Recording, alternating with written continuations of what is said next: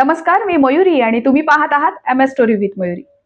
कोकणी माणूस नोकरी धंद्यासाठी जगाच्या पाठीवर कुठेही गेला तरी फाल्गुन महिना लागला की त्याचं मन वेडं होतं. जशी पक्षीण आपल्या घरट्याबाहेर गेलेल्या पिल्लांची वाट बघते, तसाच आमचा गाव आणि गावकरी चाकरमान्यांची वाट पाहत असतात. रेल्वे, एसटी फुल आहेत, बुकिंग मिळत नाहीये, पण काहीही झालं तरी गावात जावकच होया ही होड त्याला स्वस्त बसू देत नाही. कोकणात विशेषतः रत्नागिरी जिल्ह्यात हा शिमगा 5 ते 15 दिवस चालणारा एक लोकोत्सव आहे. प्रथेप्रमाणे फाल्गुन पौर्णिमेला मुख्य होळीचा दिवस असतो. पण या सणाचं खरं चैतन्य सुरू होतं जेव्हा ग्रामदेवतेची पालखी सजवून तिला देवळातून सहाणेवर आणलं जातं. सहाण म्हणजे गावची चावडी, जिथं अख्खा गाव आपल्या माऊलीचं स्वागत करायला जमलेला असतो. होळीच्या दिवशी संध्याकाळी ढोल ताशांच्या गजरात पालखी नाचवण्याचा जो थरार सुरू होतो तो बघण्यासारखा असतो. पण त्याहूनही कठीण काम म्हणजे होळी तोडून आणणं.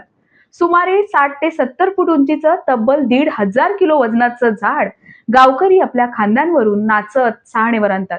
हे काम जिकरीचं असतं, पण भक्तीच्या जोरावर 50 ते 60 जण ते झाड लिलया पेलतात. पहाटे 4 वाजता जेव्हा होम प्रज्वलित होतो तेव्हा मागच्या वर्षीचा खुंट उभा करून पालखीची प्रदक्षिणा होते.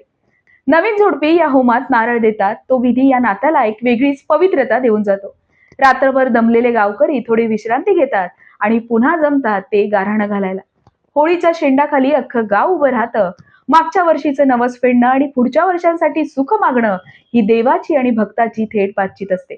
त्यानंतर गावात सभा भरते, चर्चा होतात.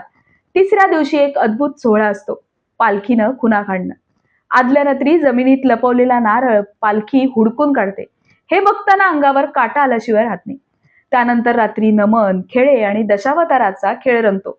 संकासुराचा तो वेश आणि आगीतून धावण्याची ती जिद्द हे फक्त आणि फक्त कोकणातच पाहायला मिळतं. शिमगा म्हणजे 10 दिवसांचा आनंद, घरोघरी जाणारी पालखी आणि शेवटचं शिंपणं किंवा दिवट्या गोंधळ असा हा सोहळा. अडचणी काही कमी आहेत.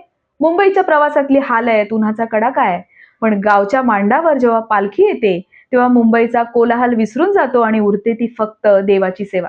हा उत्सव आम्हाला नवीन ऊर्जा देतो, पुन्हा शहरात जाऊन संघर्ष करण्याचं बळ देतो.